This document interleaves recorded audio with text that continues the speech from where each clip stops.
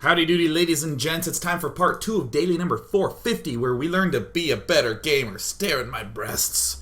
As you can see, my logo and slogan. Yeah. In part number 1, we introduced the following basic framework for Parting's PvT build, which was whop, pow. There we go. This is the big one that I will separate out, the core idea. Hell, you know what? Let's do this with supporting ideas. Hit them hard between 8 and 9 minutes with mass gate units. This is the core idea. This is the core idea. Guys, this is the core frickin' idea. Notice how we're not talking about build orders. This is when you build that. We're going to see flexibility pop up here. And in this circumstance, the supporting things are the less stalkers and zealots we build, the more gateways we can add. Before then, we do mass probe production. After that, we do mass attack focus. So let's go ahead and look at a different game. What I want to introduce in this game is the contrast to game 1. In game number 1, we were worried we were under some pressure. We saw some crazy marining going on in the middle of the map. Let's look at Parting, know that he's under virtually no pressure, and see how that sort of pans out. So Parting is going to start off. He's going to go ahead and scout his opponent. He finds the STC is up here. This means one of two things. Let me just pause and pull back. This is actually really important. Right now, we have one of two possibilities. Either our opponent is going for a fast expand, like a command center first style play, or he's hiding 2 barracks somewhere. You have to count 1, 2, 3, 4, 5, 6, 7, 8, 9, 10, 11, 12. So you can compare the foods and get a sense that, yeah, if you look around, did I actually miscount? Oh, there are 12 ones here, yeah. Oh, there's the other one right next to us. Yeah, 1, 2, 3, 4, 5, 6, 7, 8, 9, 10, 11. Where's the 12th one? There's 12 here, damn it. Oh, they're stacked. All right, cool. You must do a count. I'm trying to count while still in a game. There will be motion, so you will not have to worry about objects overlapping. But you should be able to do a swift count and be able to assess whether there's some sort of cheese going on. You really have to do that. So now what we're going to see Parting do is just poke around, make sure that barracks isn't hiding anywhere else. Often he will be one short because he's scouting around, and it looks like there's the extra SCV hiding off in the corner. And STC will do some sort of very swift expand. Now, if we come back to Parting, Parting did go gate assimilator, but now is kind of going, oh, all right, I'm up against some guy who's going to be doing a really fast expand. I am under no pressure whatsoever. So, obviously, he doesn't have to build a bunch of units early on, and we're going to see him just expand. This is kind of an intuitive move that's situational. This might not happen every game. But all this stuff is still going to happen. All this stuff. Still hitting him hard between 8 and 9 minutes. Let's see how Parting does this. So, building the cybernetics core. Remember what we said about the probing? Focusing hard on economy. Really hard. Sure, he's building one zealot, but he's not going to go too crazy with that. Building another pylon. As a general note, I see a lot of people build a nexus and a pylon here. So that way, they can warp in units at the front. This is a dangerous place to build a pylon because if it's here when there's an attack, they kill the pylon off and you can't reinforce.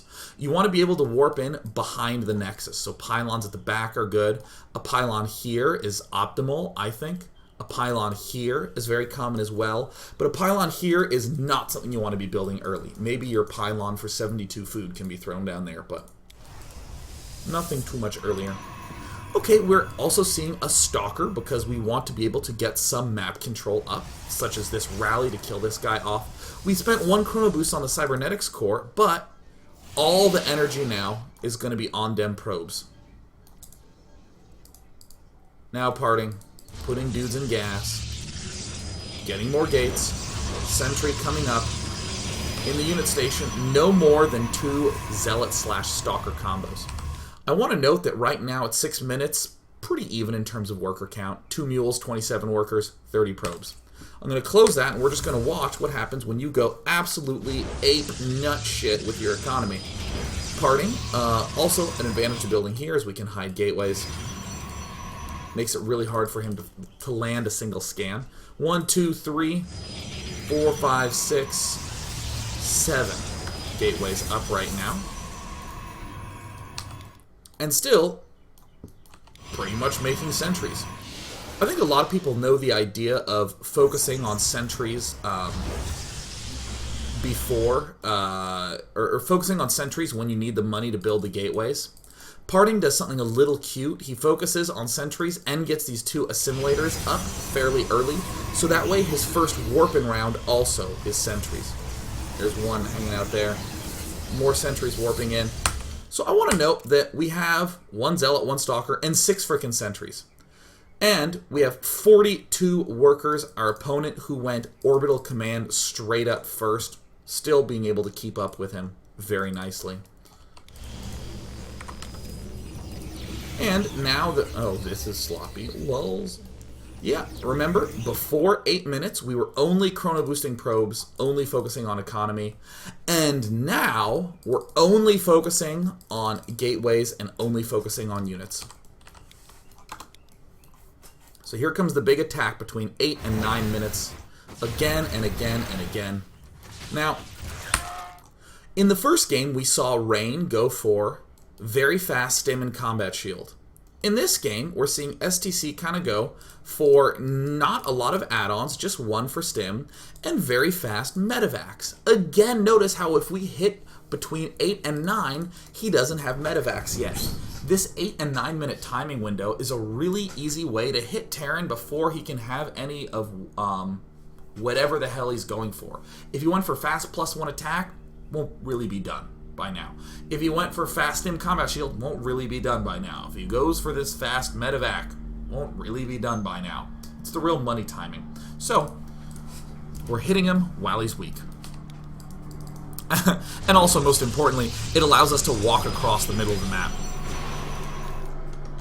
That helicopter stays here. I'm actually shutting the window, man.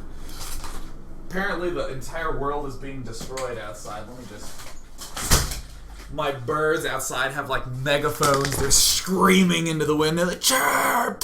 Chirp! It's becoming spring, so they're all like really hot and heated, and they're just trying to find other bird mates. They're screaming through my window. I do not want to be privy to that information, man. Keep it to yourself, bird. Only be loud in the morning when I need to wake up. Cool. So, this is just a generally good timing. Still note, mostly sentries until our push began, and now no sentries. Now no sentries. What does STC have to defend? Stim almost, medevacs almost, but not quite. It's going to be bunkers and SCVs. And look at the size of this force. We have not made any probes. Remember how I was like, look at this probe count, 39 to 42. We have made 2 since I noted that declaration. During the attack, very little probe production and chrono them gates. That's exactly what we're seeing here. What this is going to force the Terran to do is to just be here in the battle. He can't be dropping over here, doing any sort of, you know, like cool little counterattack, leaving guys here, or else he'll die. So we do this push, and a big goal of ours is to kill off these SCVs.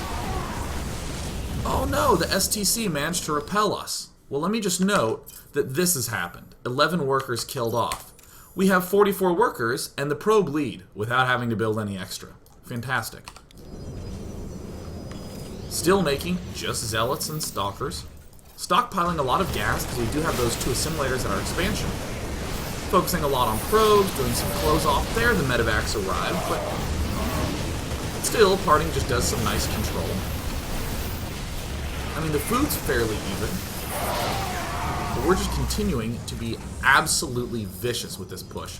You'll notice that the sentries, maybe 1 or 2 gets warped in, but it's really tempting when your money's like this to go, holy boners, and just spam the E button because you have the gas. Don't do that. I can't emphasize enough how critical it is to let this gas build up right now. So we're going to see the STC continue to build stuff, and note that there's been battling going on non-stop. We started the battle with 42 probes. Ladies and gentlemen, we now have 46 probes! Yeah! almost no probe production. And in fact, back home, we see the Nexuses low on energy because almost all of it has been spent chrono boosting these warp gates. Thanks to just a little bit of that fancy force field play, we are in pretty darn good shape. Another 7 Zealots pop out. Critical that you leave that amount of stuff up. I want to pause for a moment right now and just note that our opponent may have wanted to go for fast drop, but he can't because he has so much focus at the front of his base. If you were, let's say, not able to do as much damage as the parting was, what sort of spot are you in this circumstance? Well, what's difficult about being a roboing player is that drops and a lot of that sort of like you're getting hit here and hit here, like multi-pronged attacks are hard to deal with as a roboing player. You have to be super good about pre-breaking up your unit mix so that you can hold off whatever. In this circumstance, we have 7 warp gates. Even if we're totally out of position and he drops into our main, we can instantly get 7 stalkers onto the scene and then reinforce. Or if we realize, oh, maybe I can do a little pressure at his front. I didn't realize he was so weak. Immediately get 7 units at the front of his base. So this ends up being quite nice for this anti-drop play. So after a lot of crazy aggression, literally it's been an attack that has gone on for about 3 minutes. Parting's broken the front. He's done it, by God. And hey, look at this. Look at this, guys. It's probe production. We're starting to get probes. We're still going. We want to clean this area out as much as possible, but we never really want to push up into the main, like ever in this matchup. It just doesn't really matter unless it's at like the 6 or 7 minute mark and it's a normal spot. But here, you just want to prevent him from retaking this. So, okay, we're in the following spot. And this spot you will be in frequently. I will describe this as your attack has finished up. You didn't win. The game is still going on. There's a big food differential, but note that we still just have gateways, whereas our opponent has a command center, 3 command centers. He has all his barracks that he's going to want for the next long part of the game. He has his upgrades done. He is almost at 1-1. I mean, the STC, even though it looks like he's been battered down, the big thing that he's behind on is SCVs. In almost every other regard, STC is ahead. Oh yeah, and obviously Army he's behind on. But STC isn't in as terrible a spot as we'd like. The obvious choice that you really have to do as the follow-up is going to be the Twilight Council. You can't start the robo production now. That's going to be a little bit weak. But you have all these gateways. You may as well get the upgrades for the gateway units. And a forge. Not double forge, just a single good old happy time forge. We don't really have the minerals to be able to do interesting things and have 2 forges. However, this expand is a little bit, I think, surprising, but also critical to many. We really do need to get this expansion up. We can. We have all these units. And now we're going to see the STC try to do drops, but we have units that we can spread around everywhere. We're chrono boosting charge, we're chrono boosting armor. We're not actually chrono boosting blink. Blink is used a little bit more for control of drops. But keep in mind, we have 7 warp gates. These can help us control drops quite well. What we would struggle against is a Terran who had a lot of Marine Marauder medevac with upgrades hitting us at the front. So that's why we're getting the charge upgrade. We're only getting the 2nd forge after we kind of get this Nexus up and running and going. STC doing a drop, and look how nice this is that we can just warp in from all sides however we need. Drops are a lot less threatening. I will note that this Dark Shrine is going down for parting. I'm going to ignore this for a moment, and I'm going to focus just on this Twilight Council and say one of the big reasons that we didn't really want to spend all that gas earlier on is that by not building early sentries in that attack, we now have tons of gas that we can use all to bolster our gateway army. We're going to need that gas to get our 1-1, 2-2, 3-3 upgrades. Actually, I guess just 1-1 and 2-2, really. I'm not saying you won't go for 3-3. I'm just saying you don't need to start saving gas early in a game to get fast 3-3. You should just have enough bases. But also, we can get High Templar out. Very commonly, if you don't really break down the front door of the Terran player's base, you'll end up going straight for the Twilight Council. When it's done, you instantly get the Templar Archives, and then you can make 4 Archons instantly. You have 1200 gas to be able to just zoom, get it out, no problem. And now you can continue to push. We'll see that more in the next game we're going to watch. However, quite simply, if our opponent was looking a little bit low on the orbital count, then this is going to be really a clear decision to go for the DT. We have plenty of time. So we're going to see parting, do some pretty easy cleanup. There's the Templar Archives. Has plenty of gas to be able to get that 4 Archons up. And suddenly we're seeing where all the gas is going. Boom, into these upgrades. Again, 1-1 and now 2-2 and now blink. Chrono boost on the 3rd phase is all on upgrades. So I will actually add that to here. The chrono notes. Do hardcore pro chrono. Chrono them gates. After the attacking is done, chrono upgrades. Are you seeing how just nice and clear all this good stuff is? And because we have this huge gateway army, we got the DTs in there to be able to break it. We have charge, we have 1-1. We're just kind of forcing them down on this base.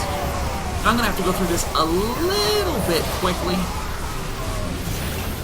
Storm coming up.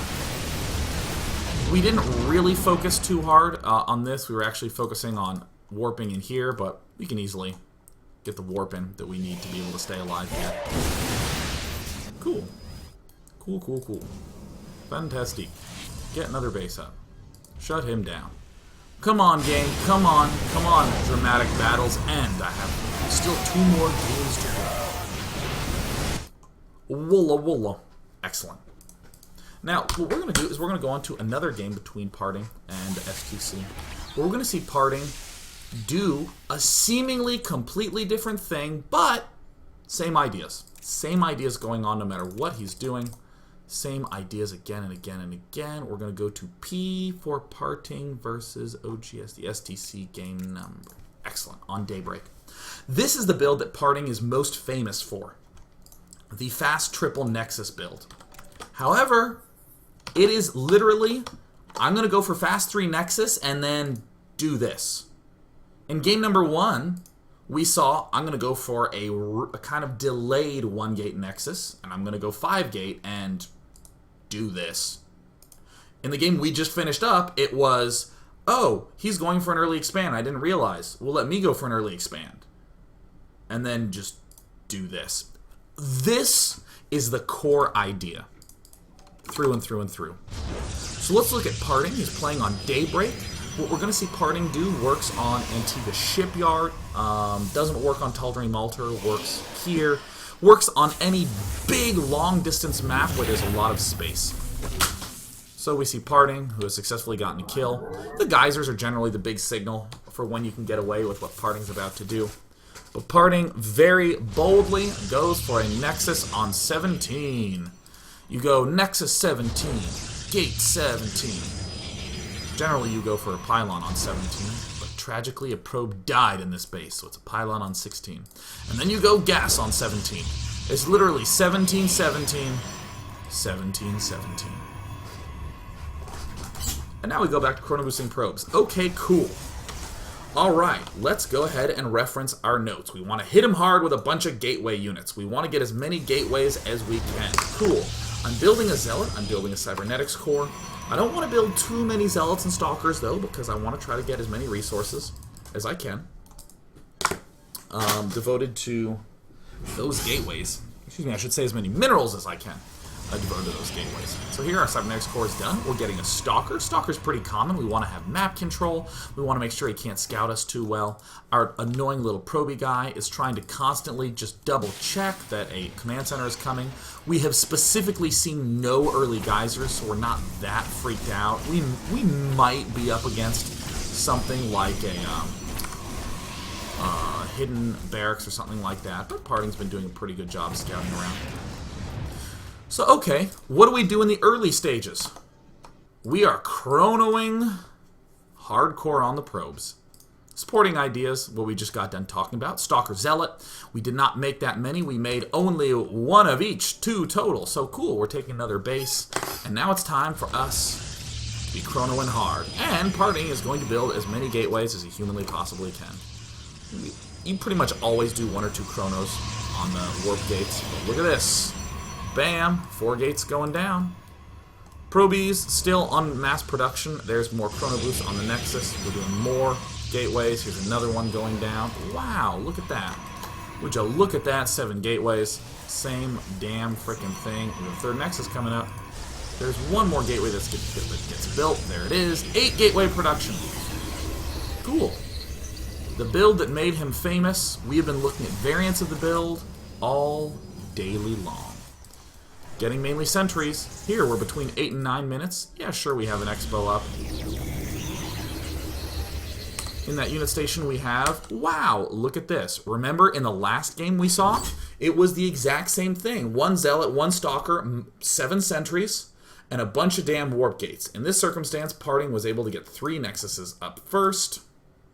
Was getting these assimilators a little bit late. Same damn thing.